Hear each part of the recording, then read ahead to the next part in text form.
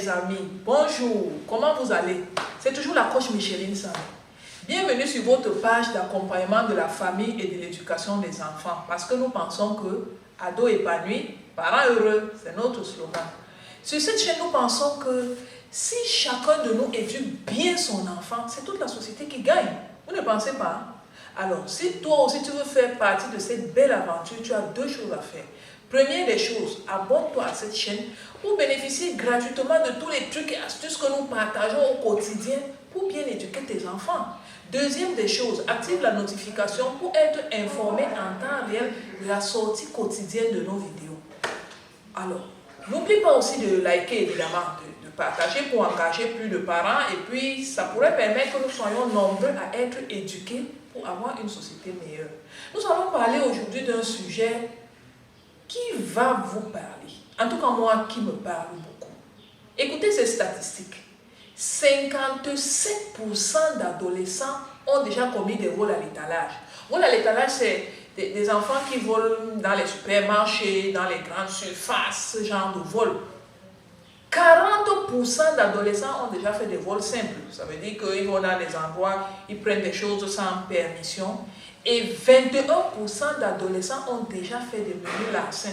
Les menus larcins, c'est un peu comme quelques pièces de monnaie qui disparaissent dans votre porte-monnaie, des petites choses, peut-être quelque chose disparaît au frigidaire. Vous voyez un peu ce genre.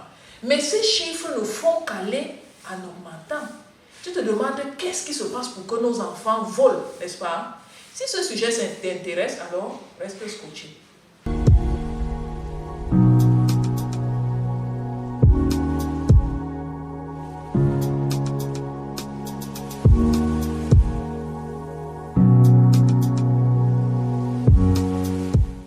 Qu'est-ce qui fait que nos enfants volent?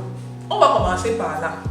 Et on va prendre un cas d'étude. Et ce cas d'étude, c'est le mien. C'est de moi que je vais te parler aujourd'hui. Cette scène se passe, je suis en 6e ou 5e, je ne sais plus très bien. Et puis, on avait organisé en classe une sorte de cotisation. En Afrique, la cotisation, ça veut dire que chaque fin de semaine, tous les enfants apportent exactement la même somme d'argent. On la réunit et puis on la remet à l'un des élèves. Il va l'utiliser comme il veut. La semaine d'après, lui aussi, il apporte avec tous les autres. On remet à tour de rôle pour que chacun ait une grosse somme. Sauf que nous avons eu la mauvaise idée de ne pas remettre l'argent à quelqu'un, mais plutôt de la stocker. Et j'ai eu la pire idée de me porter volontaire pour être la banque de la classe. Imaginez donc ce qui s'est passé. Tous les week-ends, tous les enfants de la classe apportaient, c'était le menu somme, 25 francs CFA. Et puis tout le monde me remettait ça et puis je gardais. Imaginez donc une jeune fille en classe de 6e, j'avais, je sais pas, 8 ans, 9 ans, quelque chose comme ça, avec plein d'argent liquide à main. À votre avis, qu'est-ce que j'en ai fait?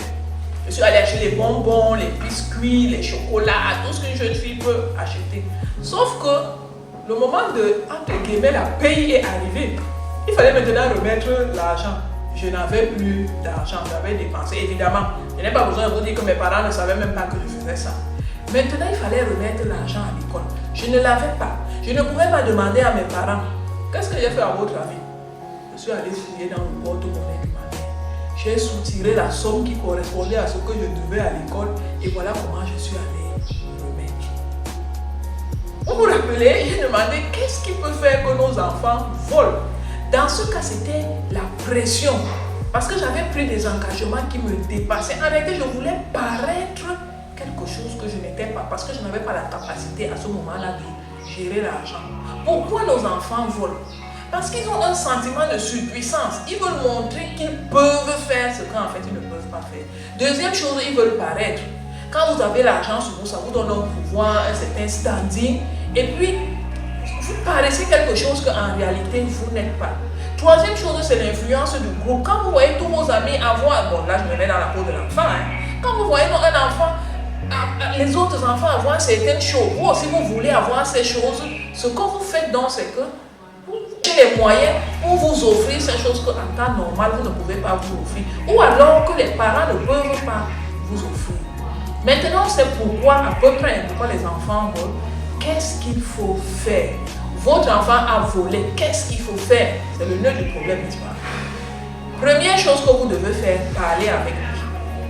Parler avec lui veut dire attirer son attention sur la gravité de ce qu'il a fait. Le vol est interdit par la loi.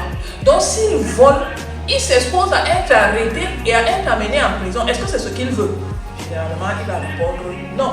Deuxième chose, lorsque l'enfant vole, il met la honte sur vous parce que c'est vous qui êtes chargé de l'éduquer. Quand ça va sortir que c'est votre enfant qui a volé et qu'on a arrêté, c'est vous qui aurez honte parce que ça va montrer que vous l'avez mal éduqué. Maintenant, troisième chose, quand l'enfant vole, ça veut dire qu'il montre qu'il ne se contrôle pas. Il n'est pas quelqu'un de confiance. Même dans les petites choses, on ne lui fera pas confiance.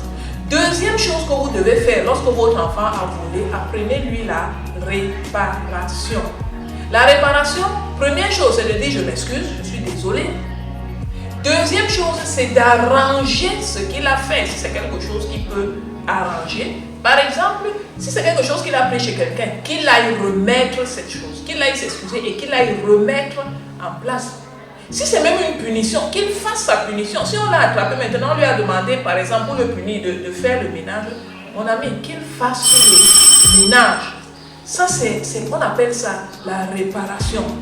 Et autre chose maintenant qu'il va faire, c'est être conscient d'accepter son niveau de vie, qu'il n'essaye pas d'être quelque chose qu'il n'est pas, ou d'être quelqu'un qu'il n'est pas. Une autre chose que vous devez faire, s'il vous plaît mes amis, donnez-lui l'argent de poche. Moi-même je suis parent. Quand l'enfant commence à ramasser l'argent dans votre porte-monnaie là, ça veut dire qu'il a un besoin. C'est bien de lui dire d'apprendre à se contenter de ce qu'il y a. Il ne peut pas tout avoir, c'est bien, c'est tout à fait normal. Mais ça veut aussi dire qu'il est en train d'exprimer un besoin. Donnez-lui l'argent de poche. Je n'ai pas envie de lui donner des millions. C'est à vous de voir quelle est la modique somme qu'il peut avoir. Ça a beaucoup d'avantages. Première chose, ça lui évite la tentation. Il ne viendra pas fouiller dans votre porte-monnaie s'il a de quoi acheter ces petites choses. Vous savez, l'argent donne la liberté, l'argent donne le pouvoir. Et nous tous, nous sommes appelés à manipuler l'argent. S'il est petit, vous lui donnez de petites sommes, il va apprendre petit à petit à gérer. Dans une autre vidéo, on va voir comment on apprend à l'enfant à gérer l'argent. Mais ce que vous devez savoir ici, c'est que remettez-lui un peu d'argent de poche pour lui donner un minimum de liberté. Parce que quelquefois, c'est l'excès de pression qu'il fait, comme ce qui m'est arrivé. C'est l'excès de pression qui a fait que je me retrouve en train d'aller fouiller dans le sac de ma mère. Donc, si vous lui diminuez au moins cette pression, vous allez aussi diminuer la quantité de l'argent dans la maison. Voilà, c'est ce que je voulais partager avec vous. Si vous voulez aller plus loin, sachez que LPA offre des accompagnements personnalisés. Tous les liens, vous les retrouverez au bas de cette vidéo. Et il y a des formations spécifiques dans lesquelles vous allez vous retrouver par rapport aux besoins de votre enfant. Voilà, vous savez déjà ce que vous avez à faire. Vous likez la vidéo, vous la partagez pour aider le plus de parents possible à bien éduquer les enfants. Parce qu'une fois de plus,